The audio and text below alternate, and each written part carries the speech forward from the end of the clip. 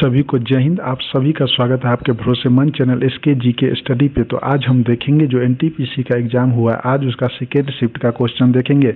तो चलिए बिना देर के आज का पहला प्रश्न देखते हैं। गुप्त काल में न्याय देने वाले को क्या कहा जाता था? तो इसका राइट आंसर आपको देना था महादंड नायक। तो चलिए अगला प्रश्न देखते हैं। लक्षद्वीप का कौन सा द्वीप रहने लायक नहीं है? तो इसका राइट आंसर आपको देना था बिट्रा द्वीप और पिटरी द्वीप। तो आपको ऑप्शंस में क्या था? बिट्रा द्वीप, तो वो आपका राइट आंसर होता। तो इस पर आधारित पॉइंट को देखते हैं। लक्षद्वीप का पिटरी द्वीप रहने लायक नहीं है क्योंकि यह एक पक्षी अभयारण्य है और मनुष्य को रहने के लिए नहीं है। तो चलिए अगला प्रश्न देखते हैं। कौन सा अनुच्छेद राष्ट्रीय महत्व के स्मारकों, स्थानों और वस्तुओं के संरक्षण की गारंटी देता है? तो इसका राइट आंसर आपको देना था अनुच्छेद 49। अगला प्रश्न देखते हैं। लिखित में से कौन सी थार रेगिस्तान की सबसे लंबी नदी है? तो इसका राइट आंसर आपको देना था लूनी। तो चलिए अगला प्रश्न देखते हैं। जब आप एमएस ऑफिस में एक नई विंडो खोलते हैं जबकि पहले से एक विंडो खुली होती है तो पहले वाली विंडो को क्या होता है? तो इसका राइट आंसर देना था ऑप्शन नंबर सी, वह बैकग्राउंड में चली जाती है। तो चलिए अगला प्रश्न देखते हैं।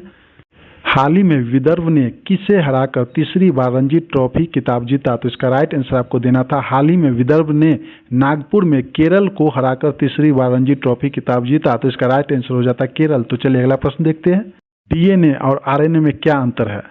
फ्रेंड्स वहाँ पे आपको क्या ऑप्शंस में आया होगा वो आप पे डिपेंड करता है, लेकिन मैं बता रहा हूँ ये भी सही है, समझे, लेकिन ये ऑप्शंस के ऊपर डिपेंड करता था। तो चलिए देखते हैं।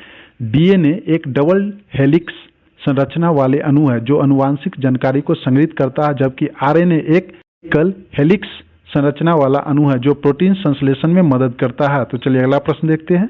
भारतीय संविधान का अनुच्छेद 4 किससे संबंधित है? तो इसका राइट आंसर आपको देना था भारतीय संविधान के अनुच्छेद 4 का अर्थ है कि राज्य की सीमाओं में परिवर्तन या नए राज्यों का निर्माण जब संसद द्वारा किया जाता है तो इसमें औपचारिक संवैधानिक संशोधन प्रक्रिया की आवश्यकता के बिना भी संविधान में संयोजन शामिल हो सकता है। तो चलिए अगला प्रश्न देखते हैं। प्रधानमंत्री के बाद मंत्रिपरिषद में पदानुक्रम के अनुसार निम्न में से कौन आता है? तो इसका राइट आंसर आपको देना था कैबिनेट मंत्री, ऑप्शन नंबर बी। तो चलिए अगला प्रश्न देखते हैं। में निम्नलिखित स्थानों में से डचों ने अपना सबसे पहला कारखाना कहाँ स्थापित किया? तो इसका राइट आंसर आपको देना था डचों ने 1605 में मुसलीपट्टम एमपी में अपना पहला कारखाना स्थापित किया। उनका दूसरा कारखाना 1610 में पुलकित में स्थापित किया गया, समझे। तो इसका राइट आंसर होता मुसलीपट्टम। तो चलिए अगला प्रश्न देखते हैं। भारत का पहला राज्य कौन सा था जिसने बहुयामी गरीबी सूचकांक को अपनाया? तो इसका राइट आंसर आपको देना था Andhra Pradesh, option number D. तो चलिए अगला प्रश्न देखते हैं।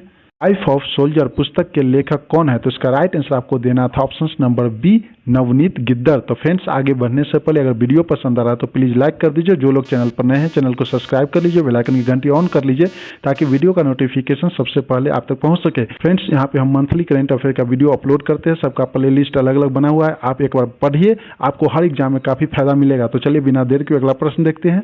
हाल ही में फीफा ने किस देश के फुटबॉल महासंघ पर तीसरे पक्ष के हस्तक्षेप के कारण लगाए गए निलंबन को हटा दिया गया? तो इसका राइट आंसर होगा ऑप्शन नंबर बी कांगो गणराज्य। अगला प्रश्न देखते हैं। लिखित में से कौन 19वीं शताब्दी के त्रावणकोर के महाराजा थे और मोहिनी अट्टम नृत्य शैली के एक प्रमुख संगीतकार के रूप में जाने जाते हैं?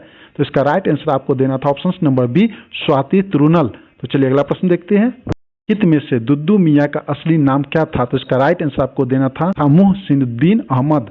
अगला प्रश्न देखते हैं। पश्चिम बंगाल के लोकगीत क्या है? तो इसका राइट आंसर आपको देना था बॉल। तो चलिए अगला प्रश्न देखते हैं।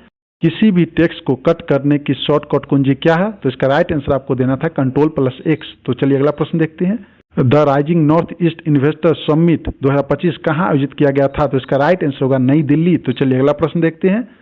भारत का सबसे गरीबी राज्य कौन है? तो इसका राइट आंसर आपको देना था बिहार। नीति आयोग के रिपोर्ट के अनुसार बिहार की 51.91% आबादी गरीबी रेखा से नीचे जीवन यापन करती है। तो इसका राइट आंसर आपको देना था बिहार। तो चलिए अगला प्रश्न देखते हैं।